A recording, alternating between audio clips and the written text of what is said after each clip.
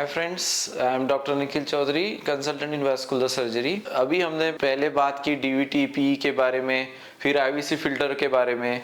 अभी हम आगे की बात करेंगे कि ये आईवीसी फिल्टर जो होता है ये परमानेंट होता है या इसे निकालना पड़ता है। बहुत मरीजों को ये क्वेरी होता है। तो मैं आपको कहना चाहता हूँ कि अगर अभी तक आपने चैनल को सब्सक्राइब नहीं किया है तो प्लीज इस चैनल को सब्सक्राइब कीजिए और बेल आइकन पे हिट कीजिए, सो दैट आपको नोटिफिकेशन मिलती रहे और आप तक इंफॉर्मेशन आती रहे। तो आईवीसी फिल्टर परमानेंट होता है क्या? बहुत सारे मरीजों को ये सवाल होता है कि सर हमें डॉक्टर साहब ने बोला है कि वो आईवीसी फिल्टर डाला, अब वो उसके बाद उन्होंने कुछ इन्फॉर्म नहीं किया हमें कि ये निकालना होता है, तो हमारे मरीज का आईवीसी फिल्टर तो वैसा ही है। हम बहुत बार ऐसे मरीज देखते हैं कि उनके सालों सालों से आईवीसी फिल्टर डले हुए रहते हैं। कभी 1 साल हो चुका होता है, कभी 2 साल हो चुका होता है। तो इसका मतलब क्या है? क्या आईवीसी फिल्टर आपको परमानेंटली जरूरी होता है? इसको निकालना होता है? निकालने का प्रोसेस क्या होता है? इसके बारे में अभी आपको मैं जानकारी देना चाहता हूँ। तो सबसे इंपॉर्टेंट बात यह है कि आईवीसी फिल्टर परमानेंट नहीं होता है, क्योंकि इसकी जरूरत परमानेंटली नहीं होती है आईवीसी में। क्योंकि अगर कोई भी फॉरेन बॉडी आईवीसी में परमानेंटली रहती है या बहुत ज्यादा